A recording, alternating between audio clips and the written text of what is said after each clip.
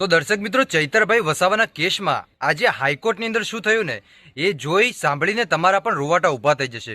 મિત્રો, ચૈતરભાઈ વસાવાને છોડાવવા માટે એમના જે વકીલો હતા એ વકીલોએ કોર્ટની અંદર શું કર્યું હતું એટલું જ નહીં, પરંતુ એની સાથે સાથે ચૈતરભાઈ વસાવાના જેટલા વકીલો હતા એમને કયા મુદ્દા ત્યાં કોર્ટની સમક્ષ મૂક્યા, કયા પ્રૂફ અને પુરાવા મૂક્યા, ત્યારબાદ જજ સાહેબ પણ વિચારમાં પડી ગયા કે હવે અમારે કરવું શું. મિત્રો, શું હતી આખી મેટર એ પણ જાણીએ અને કોર્ટ રૂમમાં શું થયું. આપણે વિડીયોની શરૂઆત કરીએ એની પહેલા એક લાઇક કરી નાખજો. ચેનલ ઉપર પહેલી વાર જ આવતા હોય તો આ ચેનલને પણ તમે અવશ્ય સબસ્ક્રાઇબ કરજો, જેથી કરીને આવનારા સમયની અંદર હું કોઈ પણ આવા નવા વિડીયો નાખીશ તો મિત્રો સૌથી પહેલા તમને મળતા રહેશે. હવે અત્યારે વાત કરવામાં આવે તો ચૈતરભાઈ વસાવાનો કેસ આજે હાઈકોર્ટની અંદર ચાલવાનો હતો. મિત્રો, કમ્પ્લીટ 11 વાગ્યા અને એ 11 વાગ્યાના સમયગાળાની દરમિયાન ચૈતરભાઈ વસાવાનો જે કેસ હતો એ નોટિસ બોર્ડ ઉપર આવી ગયો. ત્યારબાદ હાઈકોર્ટની અંદર મિત્રો 11:30ની આજુબાજુ જે વકીલો હતા એ વકીલોએ દલીલ શરૂ કરી.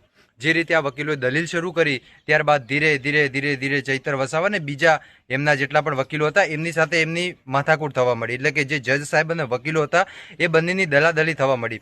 વકીલો એવું કીધું કે જો અમારા ચૈતરભાઈ વસાવાએ ફાયરિંગ કર્યું હોય તો એ બંદૂકનો તમે બતાવો કે આ બંદૂક તમારી પાસે, તમે કઈ રીતે એવી રીતે સજા કરી શકો કોઈ પણ વ્યક્તિને પ્રૂફ અને પુરાવાના આધારે. તો મિત્રો, અહીંયા જજ સાહેબ પણ વિચારમાં પડી ગયા કે પ્રૂફ અને પુરાવા તો કંઈ છે નહીં, પણ ચૈતરભાઈ વસાવાના જેટલા વકીલો હતા એમને એવું કીધું કે અમે પ્રૂફ અને પુરાવા આપવા માટે તૈયાર છીએ, તમે અમને બતાવો કે કઈ બંદૂકથી ફાયરિંગ કર્યું. પછી મિત્રો બીજો જે મુદ્દો હતો એ મુદ્દો એ પણ એમને રાખ્યો કે જે પૈસા માંગ્યા ચૈતરભાઈ વસાવાએ 60,000 રૂપિયા, તો કયા એકાઉન્ટમાં 60,000 રૂપિયા ગયા અને ચૈતરભાઈ વસાવાએ 60,000 રૂપિયા લીધા. તો એ પણ જે સરકારી વકીલો હતા એમને મિત્રો આ બધું કીધું હતું. અને હજુ મિત્રો ફરી એકવાર શુક્રવારે એમની સુનાવણી થશે, એટલે વળી 2 દિવસ લંબાઈ ગયા, કેમ કે મુદ્દો આખો એવો બની ગયો ને ભાઈ કે જજ સાહેબને પણ ટાઈમ લેવો પડ્યો કે હવે આપણે કરવું તો કરવું શું.